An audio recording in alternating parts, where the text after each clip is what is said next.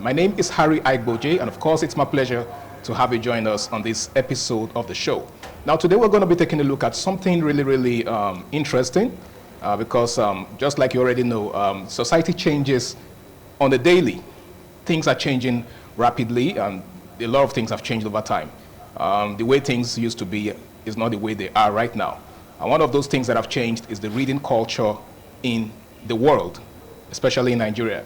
Now, growing up, I was surrounded by lots of books. You know, my dad was someone who really invested so much in books. He had a plethora of books, a very rich library, and of course, I had access to lots of his books. I was just reading those books, for the sake of reading, right?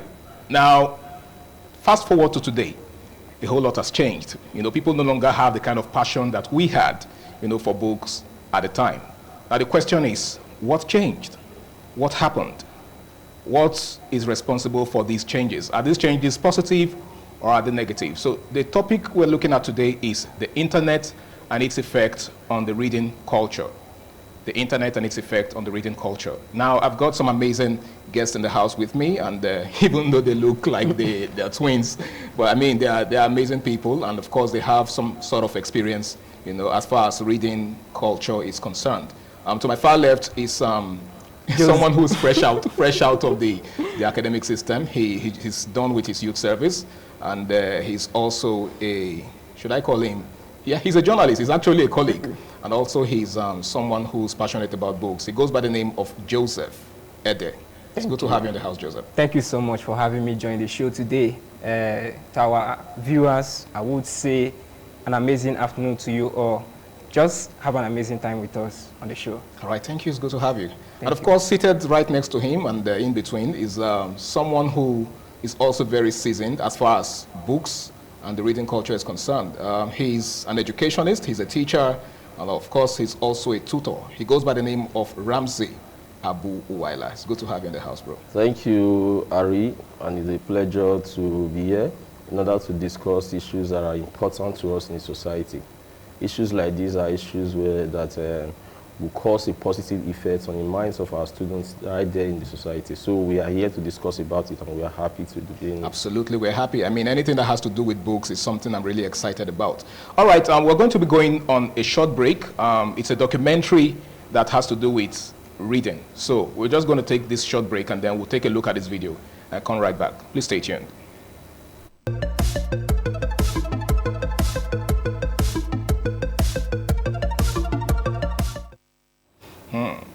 Now, if you ask me, that's one very passionate kid right there. You could tell by the way he was talking. First of all, it's really fascinating seeing young people, addressing the crowd like that. First, that tells you that, he's a product of books. He's a product of reading, right? Now, that shows how important reading is. Now, gentlemen, you saw that clip, right? Yeah. I'm very sure you guys were really inspired by that, right? Very much interesting. Now, he said some very amazing things in that video. And how that a lot of people of this generation are so invested in the internet, and then they spend lots of time on their screens. Now, tell me, isn't that disturbing? Let me start with you, Joseph. Thank you so much. How does that make you feel? In this era we are now, I mean the society we are. So I will narrow it down to our nation, Nigeria. Okay. As we know, reading actually is going backwards of what we used to know it to be. True. When we trust our local institutions, like our libraries, where we go to do some research and have that knowledge which we wish to, that will help us to thrive in the society and become that person which we dreamt of being. So, the internet era, which we are now, is the major effect that is causing this dwindling reading culture in the nation, and it makes the society look as if we are going backwards, not being progressive. So you're saying that the changes that have occurred over time, as far as the reading culture is concerned, are really not positive changes? They are not positive changes. If you check, research has shown it that Nigeria is one of the most countries with lowest readability and readership. Or readership. Now that's really disturbing, if you ask me, because growing up, we're told that readers are leaders, right? Yes. Now, Ramsey, take it from there. What do you think that adage actually entails? What does it mean to you when you hear people say readers are leaders? What does it mean? I want to take a point from the clip we just watched. You see, the young guy there was speaking eloquently. When you want to become a good speaker, then you must be a good reader. Thank you. Unfortunately, these days, children no longer read. Like he rightly said, one of the major factors that I've called a decline in readership is this internet. Okay. So internet, definitely contains both treasures and trash. But this time, the trash aspect of the internet tends to influence our students badly, to the extent they see reading as something that is so tasking. So I fear if we'll be able to have good speakers and leaders in the nearest future, going by the way students now see reading. And one of the factors that we must attribute this decline to is this internet thing. And once they start putting on the internet, some of them will say we read on the internet also. But without this, is it without distractions? You are reading and a call comes in or a particular chat comes in. Definitely you leave what you are reading and you want to reply to that person. So the internet definitely has caused some negative effects when it comes to readability and readership in this country today. However, there are still some positive effects of the internet. Okay. As it concerns the reading culture? As it concerns the reading culture. Okay. Yeah. So what would you identify those advantages to be? Like, what are those positive sides of, the internet as it affects the reading culture? Yes, the advantages of the internet are quite numerous anyway. But first, it has helped to bring the world closer to us. Secondly, we now have books in PDF formats. We can easily access information now. Information is at our beck and call. These are some of the advantages of the internet. However, these advantages did not come without disadvantages. Okay. And I think the disadvantages outweigh the advantages of the internet when it comes to readership in Nigeria at present. Okay. But anyway, the advantages we must see are quite for the adults. Because adults here are able to cut off those disadvantages, those distractions, and focus on what they are looking for on the internet. But how about our students, our children, right there, who are easily influenced or distracted by chats or communications with friends and all that while they are reading? Those are some of the disadvantages.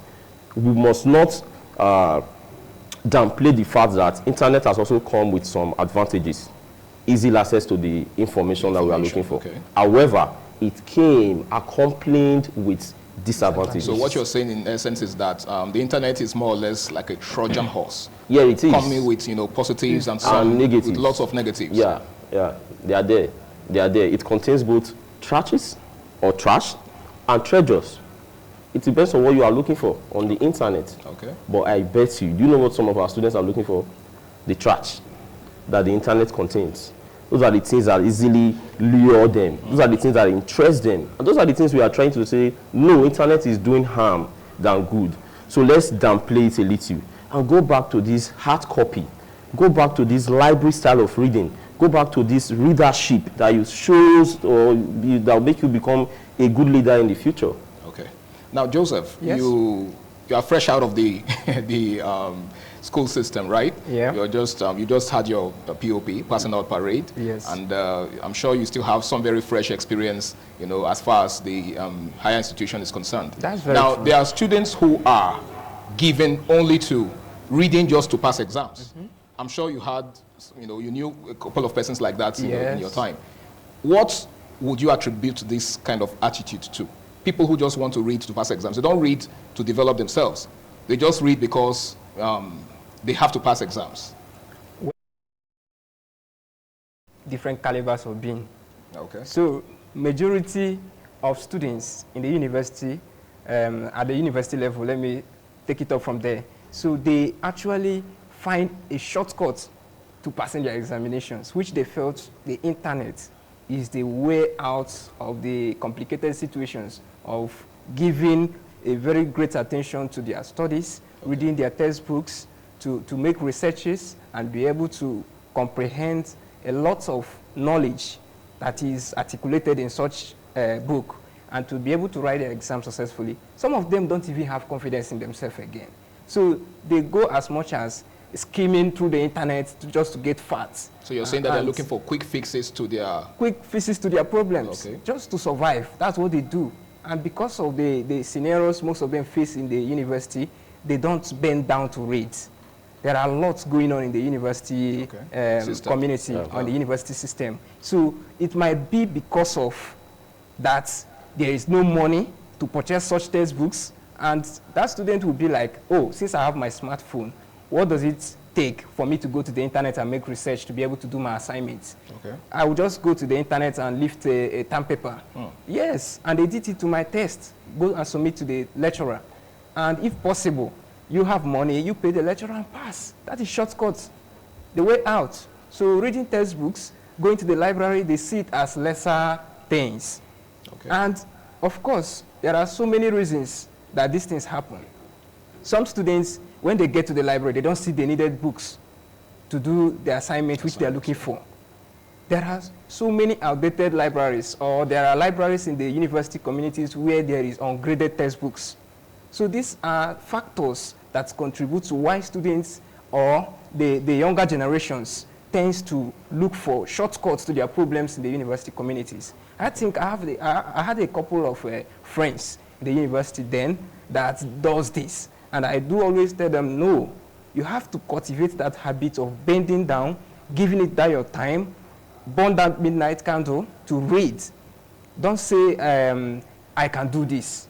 No, there's no end in reading.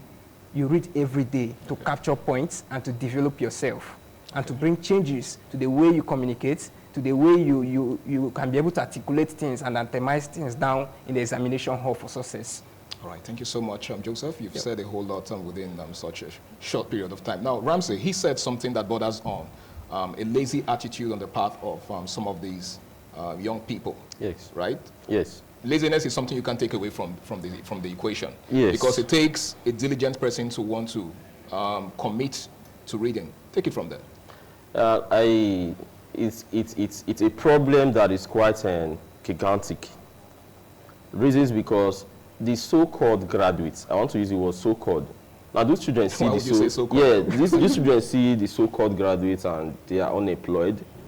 They are not doing anything after all the education, school and all that, certificates and all that. So it sends a message to them. They are being discouraged that this same thing was what my elder brother did and is still here. So why am I killing myself? So this laziness seeps in when those that have done it right did not get to the right place or get the right job. But that is not an excuse anyway. Until we begin to see education as something that we should know and not something that we should know and just pass it. We read to know, we don't read to pass. After the examination, these things that have been inculcated in you, can you still reproduce them? Do you have this mental capacity to analyze issues yourself? What have you been taught in school? That is the issue. So most time when children just read just to pass an exam, that is the only problem is just to pass the examination. They are not concerned about the future. Well, who do you think is to blame for that? Because that says a lot about our educational system. The society, the educational system. Why did I say the society? The ones that are well read, that have done the right thing. What happened at the end? It sends a message. Yeah. Number two, the school. Why do we place so much emphasis on examination? On grades. On grades. Why not on the personality? What has this person learnt? You spent 4 years in school. What have you learnt? We see some educated graduates. I mean uneducated graduates. I want to use that paradoxical statement because they are graduates, but at the same time they are uneducated. Then you begin to ask yourself, how did they pass through these levels of school? Because they read to pass. There is a maxim in school then, permit me to use the local parlance or in pidgin. They say, now who pass, now who no book, now who read, now it's serious. So if you carry on with such message, then you just want to pass your exam. You graduate from school and you start selling, you become a food vendor, hair vendor. Everyone on the internet today, they are graduates. Some of them are doing this, they are doing that. So why do we go to school then? We went to school to change our personality. So I emphasize on the certificates, not the certificates. Wow. Schools are emphasizing on certificates. Students should emphasize on the certificates. Do you know it? And I'm sure that has to do with the technical know-how. The technical know-how, knowing these things for yourself and not knowing it just for examination's sake. Now, going back to this internet thing, my brother, I keep telling my students, I said they should leave Facebook and face their books. There is no way internet can replace. Particularly like a word. Yes, there is no way internet can replace this conventional way of reading. I carried out the statistics in my class, and I found out that the first student, the student that has the highest score in JAMB last year, was not having a phone. She doesn't have a phone. The last 2 years, the same thing. Those that have good phones and all that, they don't always do well. Phone is a distraction. Thank you so much. Cell phone, in my definition, a cell created or manned by the phone. You will be imprisoned by this phone. The last thing you do before you sleep is your phone. The first thing you do waking up from bed is your phone. You spend all your time on the other verse. We have a universe, we have a metaverse. That's a different verse entirely. And what you are supposed to do, you are supposed to be in the universe. But you are pursuing things in the what? Metaverse. That's why you have fake life everywhere. So we must bring down this idea of internet among us, especially our secondary school students. Parents shouldn't get students or children phone because their neighbor son has a phone now, so they want to get their own son a phone so that it won't look as if they are poor or all that. Or they don't if belong. they really need a gadget, why not get a desktop computer? Put it in your sitting room. If they want to do any assignment, they will go there and do the assignment. So the idea of this phone, internet, and all that is really affecting our reading culture. Okay. Students no longer read. Then we read authors. Now they read books. How do we read authors? All the books written by a particular author. You'll be asking your question, have you read Soyinka? You're asking question, how many books of Soyinka have you read? This time you give me the one I don't have, I give you the one I have. We read and we interchange again. But what they do this time, they exchange numbers. Instagram handles. They no longer exchange books. And if you tell anybody education, they'll say, last school na scam. School na scam. You get to the bank, you are waiting for someone to come and help you write 50,000 naira only. Then who school help? You are looking for the person now. So we must discourage this idea of internet for everything. Let's go back to our reading culture. Let's go back to this library style of reading. Let's go back to these hard copy books. I know some people will say the books are also on the internet in e-format. Yeah. Yes, they are there. But have you considered your sight? Your eyes is always on I the think phone. that's something another thing that a lot of people don't pay consider. attention to, because The these things effect have it has. health. The effect is on our heads, our sight. Have you considered the fact that you might be reading on the internet and a call will just come in, or a message will just come in? Have you considered the fact that you might be distracted or going to another app instead of reading your books? So those things are there. Until we start reading the way our fathers read, we will not produce scholars. Rather, we just produce graduates and students. And we need to produce scholars in this era. And internet is one thing that's dragging us back from producing scholars now. You go to NYSC CAMSA, you see graduates from different universities. Some of them will speak or write. You're going to ask yourself, is this one a graduate also? How did he pass? That's disheartening. The help of the internet. And the AI is here now. Give them any assignments, they quickly go to where? AI. Forgetting the fact that AI is a machine. The emotions is not attached to AI. If you use AI for someone like me, I can easily say this is AI. Because your emotions are not there. AI is not a human being. Wow. So these internet things, we should downplay it. We should beat it down, right? So that we'll Thank you so much. You go said, back to I think much of what you said just borders on placing priority on the wrong things. yes. A lot of us don't set our priorities right. Now, Joseph, he said something about being more in touch with the metaverse Yes. than the universe. The universe is the real world, Yes. you know, where you and I belong, right? And then the metaverse is, we call it the Internet of Things, the AI. Internet, yes. Now, a lot of persons will tell you that the metaverse is the new universe. What they mean by that is, if you are not in touch with the metaverse, if you are not in touch with the new technology, the new internet technology, then you are far behind, like you are lagging behind. How do you reconcile both? Like, what's your take on that? In as much as the internet came with numerous advantages to help our system grow the way it's supposed to be, then the question becomes, what is your purpose of visiting the internet community? You go there with one target, you're going to do research, another thing comes up to your mind. Oh, a message pops up, you have to respond to it. A call might come in, you get distracted. So your purpose of visiting the internet community helps to tell what will be the outcome. And the outcome will definitely influence you. Because as you keep scrolling through the internet community, so many contents will keep coming. And your attention will be given And to some that. of these contents are even unsolicited. Content you never Unsolicited really... and not palatable to sight. True. Yes, so the thing affects us drastically on our education system, on the way we behave, and there's a saying that what you consume.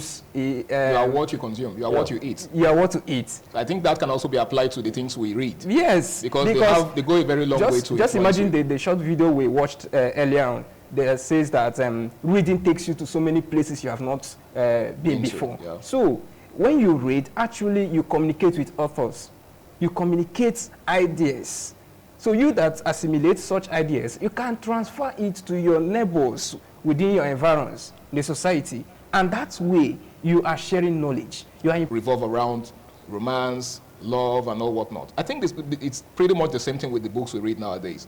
For instance, a lot of young people that are quick to tell you they have book apps on their phones.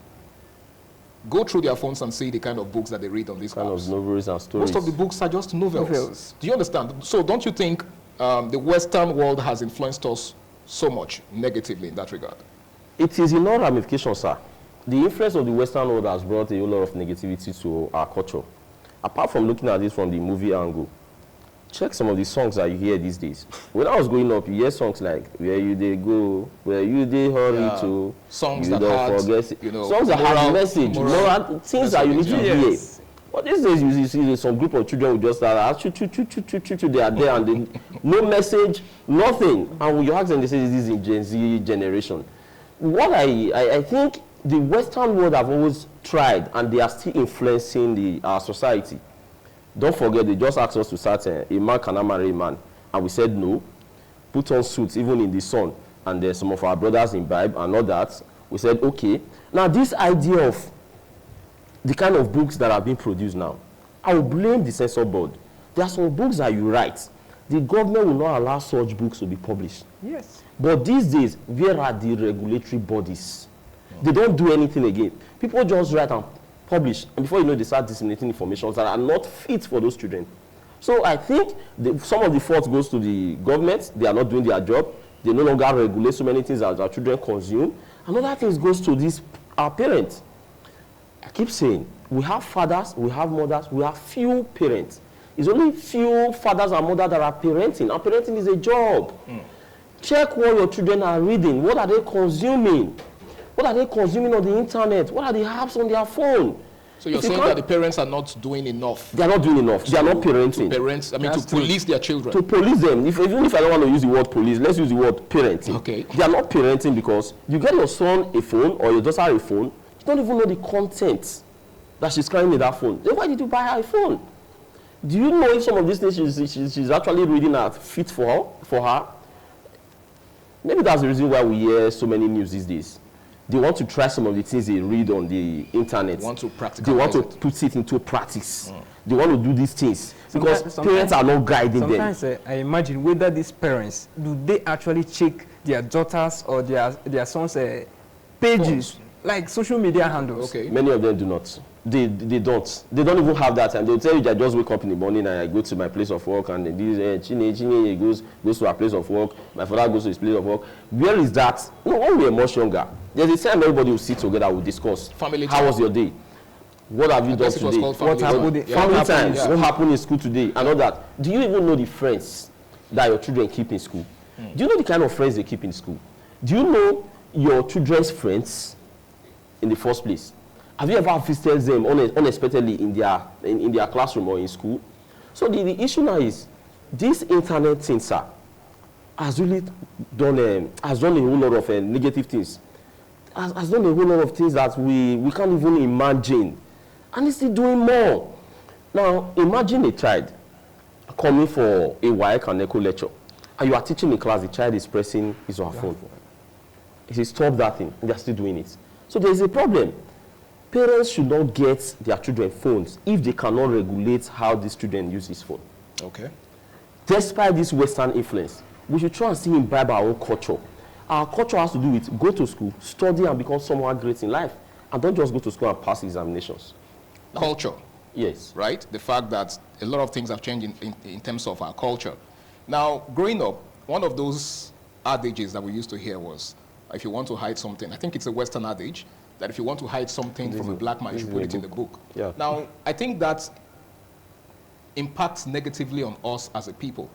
It actually goes to show how the Western world sees us.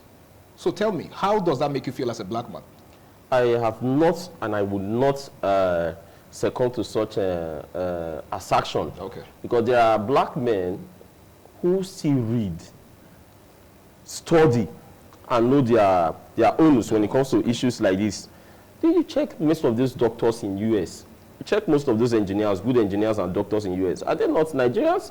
Yes, they are Nigerians, they still read. But black men, the white men just decided to say that because majority of the black men don't read. Not all of them. Majority of them don't read. So would it be okay to say that because the majority doesn't read, that's a pass mark? Like if you have like 70%, for instance, it is still fallacious. It's a fallacy. Okay. If we have some that read, then you can't say if you want to hide anything from a black man, general term that I put it in a book. No, some of us still read. The problem now is what kind of books are being now produced these days? Does this book reflect our culture? You mentioned some books like Without a Silver Spoon by D.O. You mentioned books like Weep Not Child. Yes. You mentioned books like Things Fall Apart. Things Fall Apart. You give books that teaches you morals. But these people just go to the internet and write whatever they feel like they want to write on the internet, unknowing to them that they're actually passing the wrong message to the readers. And readers tend to read these things quicker than even the good ones. So the problem now is the government should set a regulatory body that will regulate things that are being produced before they are consumed. If we don't set this regulatory body, we always have problem. People just decide to write. Their fantasies they write, whatever they think they write, people consume and start acting or patterning towards that. Let's not forget that the society have a norm, and every human being is supposed to conform to that norm. If you act arbitrary or if you act contrary, I beg your pardon, to this norm, there is always a problem. And the problem the person is seen as an alien, like a foreigner to the societal norms. It doesn't breed heels. What society accommodates these days is what our parents cannot accommodate. Why? Someone will just write from its fantasy, another person consume. You are preaching and spreading false doctrines. You are preaching and spreading bad characters and actions that children can easily just pick up and start acting towards that. So the government should sit up, set bodies that will regulate books that are produced for our children to read, that will regulate the kind of song that our children hear, that will regulate the kind of things that we consume, that will regulate things that the society will consume. If they don't do this, we'll continue to have a decline in our education. Okay. Thank you so much, Ramsey. Now, Joseph. Yes. While I was preparing for, when I was preparing for post-UTME, I used to go to Edo State Library to read. Yes. Okay. Most times for academic purpose. Okay. And other times just for the fun of it, because I loved, to read wide. Okay. Now, if you take a look at our libraries today, not just, our state library, there seems to be a decline in the quality of books that are available to read, right? So you go to some of these places and you can't even find good books to read anymore. Okay. He talked about the government, the role that the government could play to ensure that the reading culture is, improved. What's your take on that? What do you think? What more do you think the government can do to boost the reading culture? Actually, to add to what he said, there is need for the government to sit up, because governments at the federal level, state level, and even the local government levels. And it goes down that way to our families, because even though families are the smallest units in a society, but they help in reshaping what happens outside their home. Okay. Because a child cannot cultivate that spirit of entering the library to go and read, just like you. You said you go there to read for fun or for academic resources, something like that. So it's well for the government to actually sit up at the federal level. If there is an existing institution in each state, the government should ensure that there is library in that school, and not only library, a functional one.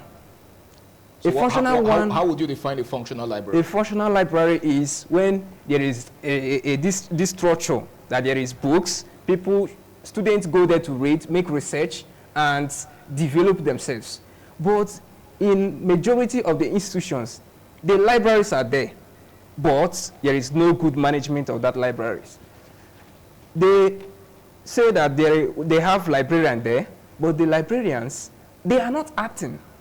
They are not acting, they based on that. Yes, some students, they go there, private schools, they have this time to relate with their students one-on-one on what they do, the activities they do each time. So it's left for the school management, if these libraries are provided by the government and is well equipped, the school management should adapt a system that will hold a student very well, to mandate students to go there and read for such number of time before you can be able to get a pass mark on a library. And that should be added to your own grade, to the way you are being graded in the school.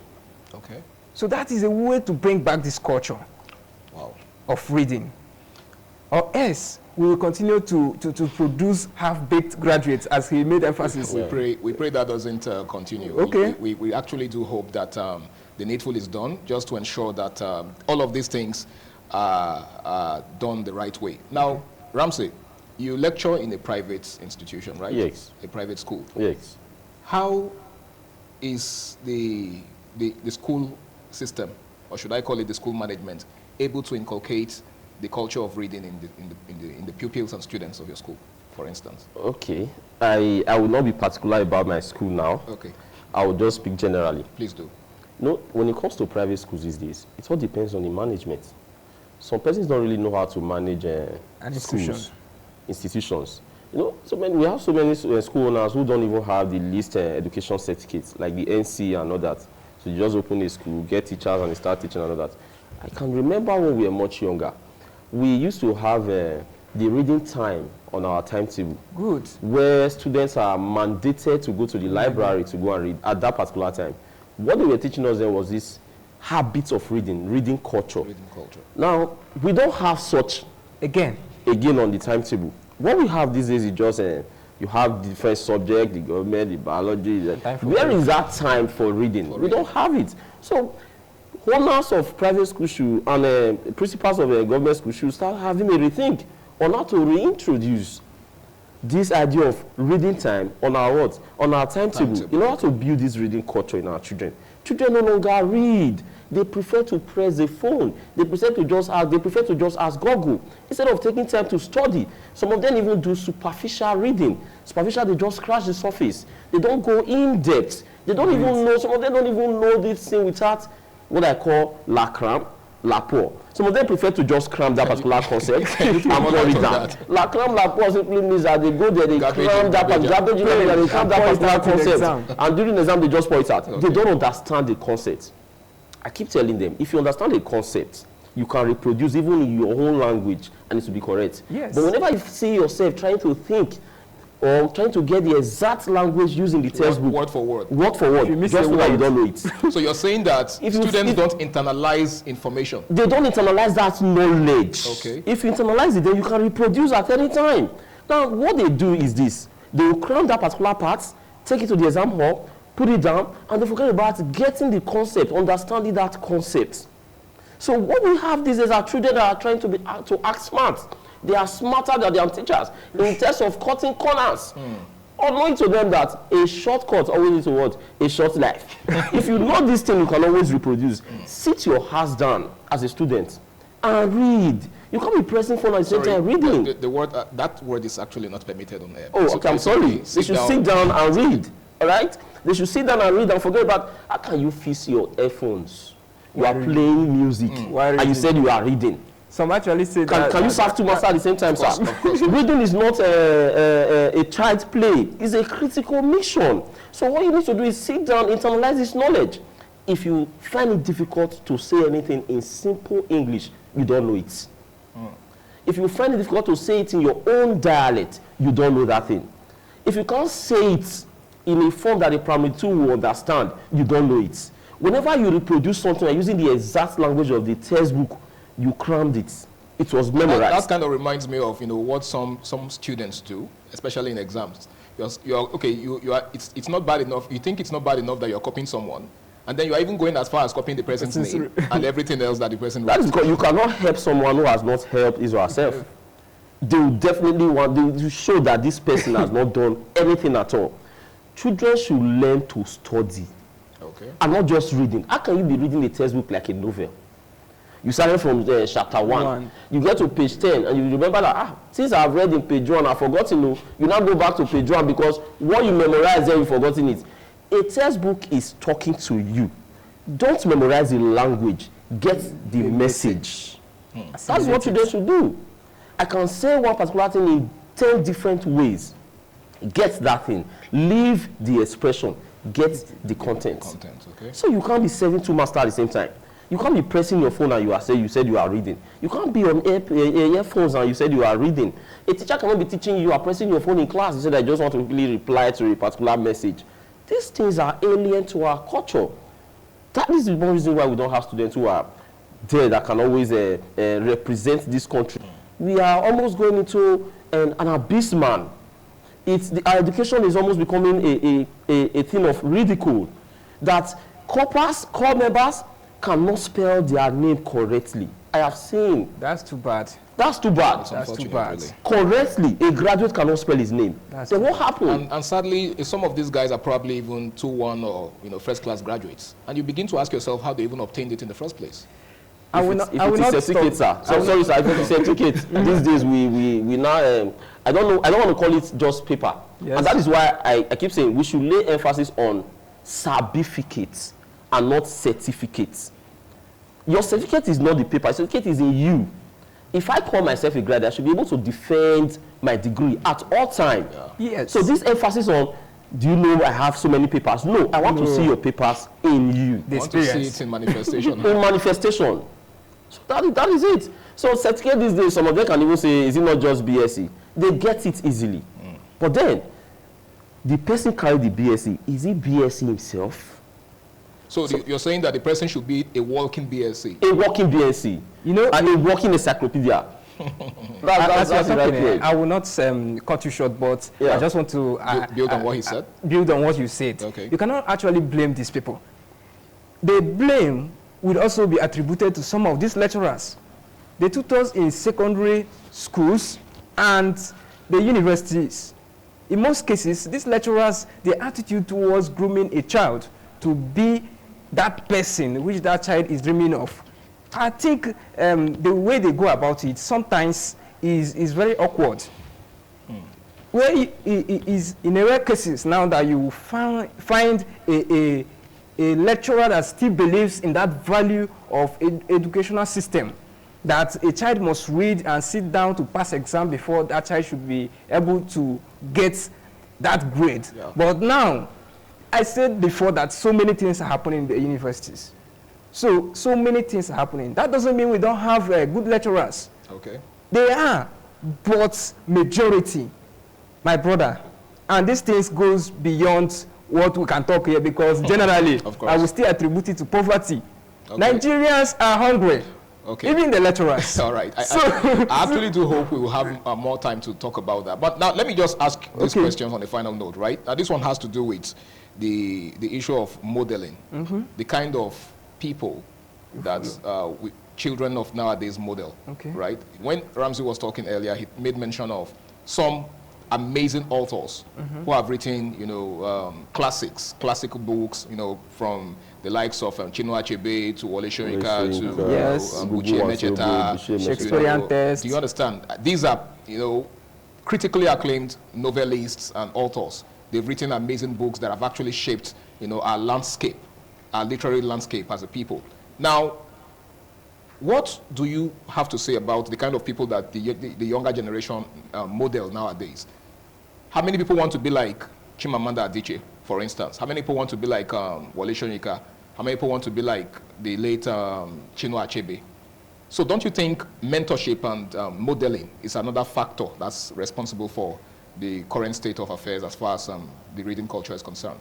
The truth is that majority of people within our surroundings these days, you cannot model a child if you yourself, you are not good enough. If you cannot boast of yourself, what are you modeling? So for a child to choose you as a role model, that child must have seen that value in you, that this is who you are, and that person will mirror you to grow to be like you. But in our society today, we have so many people who use shortcuts to become who they are, who jumped through the windows. Such persons to make it. cannot present themselves as You role cannot models. present yourself as a role model to someone. So the friends we have in the universities actually influences us. Okay. And reading to become that person you are, to grasp that value you needed. Okay. It requires concentration. All right. It requires a direction. Okay. It requires a target. You must set a target for yourself. All right. No, you know, for the sake of time, I'll take that to be your final word on this. Now, Okay. Ramsey, in 30 seconds, Okay. what advice would you offer young people out there who have run with this narrative that reading is a waste of time and that who school help, like they say? What's your advice for such people?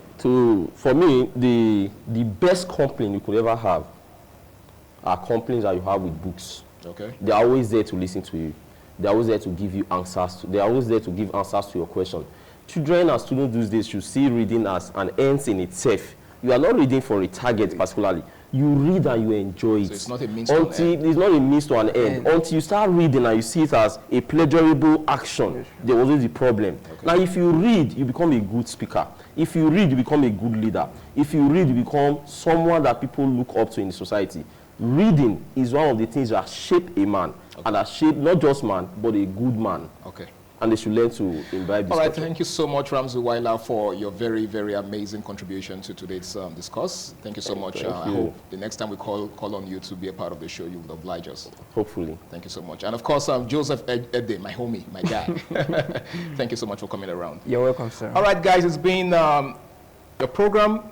I'm talking about Flipside on independent television. I want to say a big thank you to each and every one of you for your contribution. Thank you for being there. I want to say thank you to the cameraman and, of course, the PD for making this episode a success. Until I come your way again, same time, same station next week, it's your boy Harry Igboje saying, ensure you pick up a book and develop yourself.